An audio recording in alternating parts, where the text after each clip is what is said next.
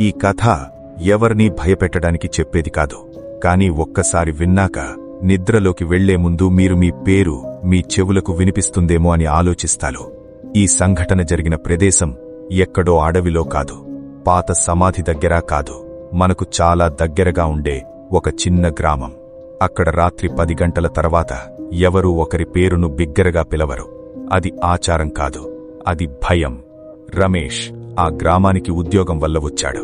వయస్సు 30 దాటలేదు. సాధారణ జీవితం, ఎలాంటి మూఢనమ్మకాలు లేవు. గ్రామం అంచున ఒక చిన్న ఇల్లు అద్దెకు తీసుకున్నాడు.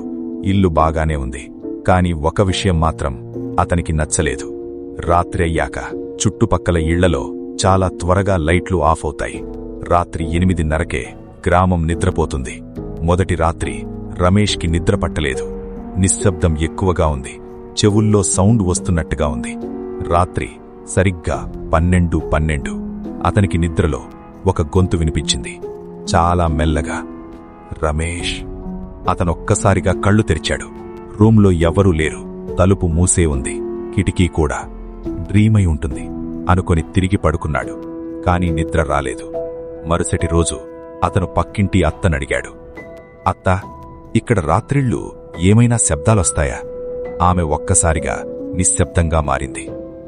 రాత్రి పేర్లు పిలిస్తే వినొద్దు నాన్న, పిలిచినా ఎత్తకూడదు. రమేష్ నవ్వాడు. ఎవరత్తా? ఆమె సమాధానం చెప్పలేదు. రెండో రాత్రి మళ్లీ అదే సమయం, 12:12. ఈసారి గొంతు ఇంకా స్పష్టంగా, రమేష్, నువ్వు నిద్రపోతున్నావా? ఇది కల కాదు, ఎందుకంటే అతను పూర్తిగా మేల్కొన్నాడు. ఆ గొంతు తన చెవిలోనే ఉంది. తల తిప్పి చూశాడు. ఎవ్వరూ లేరు. అతని గుండె అసహజంగా కొట్టుకుంది. ఆ రాత్రి అతను లైట్ ఆన్ చేసుకుని కూర్చున్నాడు. మూడో రోజు గ్రామంలో ఒక వార్త, పక్కింటి వృద్ధుడు రాత్రి నిద్రలోనే చనిపోయాడు. వాళ్ళొక మాటన్నారు. అతను పిలుపు వినేశాడు. రమేష్కి ఆ మాట అర్థం కాలేదు, కాని భయం మాత్రం మెల్లగా మనసులోకి దిగుతోంది. మూడో రాత్రి గొంతు మారిపోయింది. ఇప్పుడది అతనికి తెలిసిన గొంతు, అతని అమ్మ గొంతు. రమేష్, తలుపు తెరువు. అతని కళ్ళు నిండాయి. అమ్మ ఇప్పటికే లేరు, కాని ఆ గొంతు చాలా నిజంగా ఉంది. అతను నోరు తెరవలేదు, పలకలేదు, కేవలం చెవులు మూసుకున్నాడు. అయినా వినిపిస్తోంది, ఒక్కసారి నా వైపు చూడు. అతను మంచం నుంచి కిందకి జారిపోయాడు. భయం వల్ల కాదు, ఎవరో తన మనసులోకి చొచ్చుకుపోతున్నట్టుంది. 4వ రోజు అతను గ్రామ పెద్దను కలిశాడు. అతను ఒక్క మాటన్నాడు, రాత్రి నీ పేరు వినిపిస్తే నువ్వు బతికున్నావా అని అడుగుతారు. నువ్వు సమాధానమిచ్చిన రోజు నువ్వు వాళ్లలో ఒకడవవుతావు. వాళ్లంటే ఎవరు? అడిగాడు రమేష్. పెద్ద ఆకాశం వైపు చూశాడు. ఇక్కడే మిగిలిపోయిన వాళ్ళు. ఆ రాత్రి రమేష్ నిర్ణయం తీసుకున్నాడు. ఈసారి ఏం జరిగినా చూడాలి.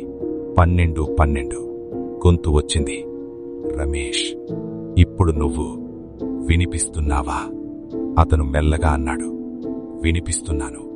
ఆ క్షణమే రూమ్ చల్లగా మారింది. అతని శరీరం బరువెక్కింది. అద్దంలో తన ప్రతిబింబం ఆలస్యంగా కదిలింది. అది నవ్వింది. అతను కాదు. మరుసటి రోజు ఆ ఇల్లు ఖాళీగా ఉంది. గ్రామస్తులు మాట్లాడుకోలేదు. కాని రాత్రి 12:12కి ఆ ఇంటి నుంచి ఒక గొంతు వినిపిస్తుంది, చాలా మెల్లగా.